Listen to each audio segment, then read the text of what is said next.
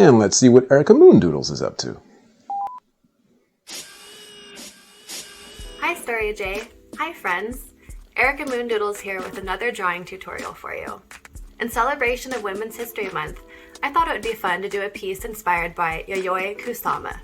She is known for her use of bold colors and polka dots. The piece we'll be recreating is called Flowers. Grab whatever drawing materials you have and let's get started.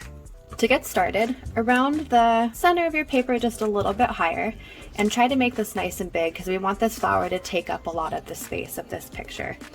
We're going to do a sideways oval, nice and big right about here.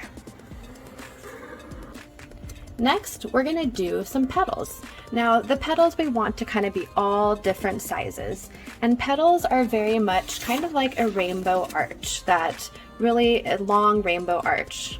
So we'll start here and you kind of loop upwards, almost like you're making a circle, and you'll come back in and connect to the center part. So let's get started right about here on the left side. Now start your long rainbow arch, loop it back around and connect to the side. Let's make them all different sizes. Let's make this next one a little bit smaller and taller.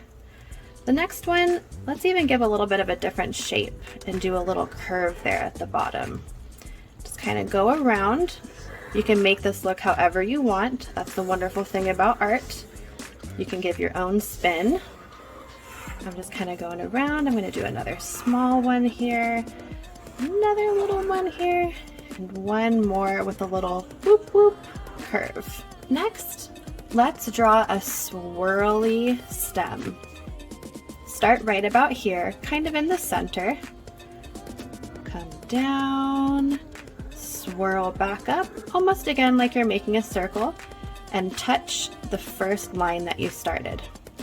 Now, come about an inch away from the first line you created and follow that same curve that you just made.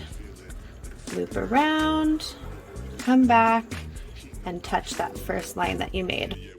Now, take your marker and right about where you left off, kind of trace it down without making a mark on your paper, and loop this back down to create your stem. Now do the same thing. Place your marker where you left off, trace it over the line without making a mark, see about where it falls, and now follow that line straight down.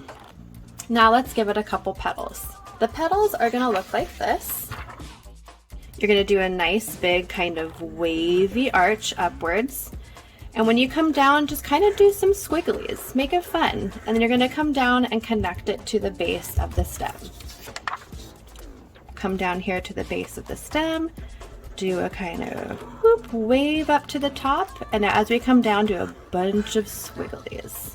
Okay, let's do one more flower. Let's do it right about here. This one we're going to make super duper squiggly. So come out and just do a bunch of squiggles. Do kind of like a little rainbow arch here at the top, and then come down and do a bunch more squigglies and connect it to the bottom. This is our outline. And now comes the fun part where we really get to get into Kusama's style. She loved to do everything covered in polka dots.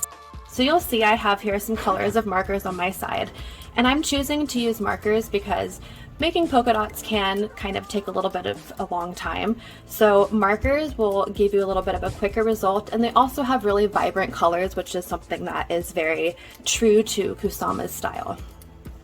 I'm going to be doing the petals in different pinks, the center with brown, and this will be green, and I'm going to be doing my background in blues. However, you can choose whatever colors you want. Just cover everything in polka dots. You want to do it in all different sizes, different shapes, and make sure that you're filling the whole space here. Okay.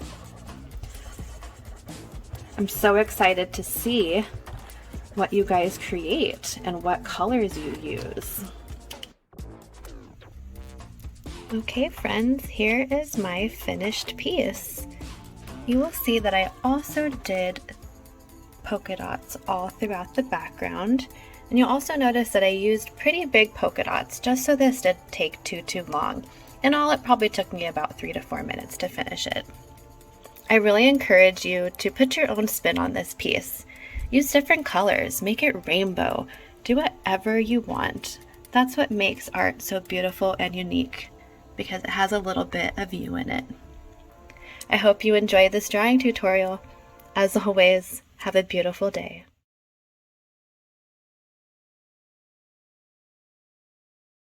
Hey fellow YouTubers, if you like what you see, please hit like and subscribe.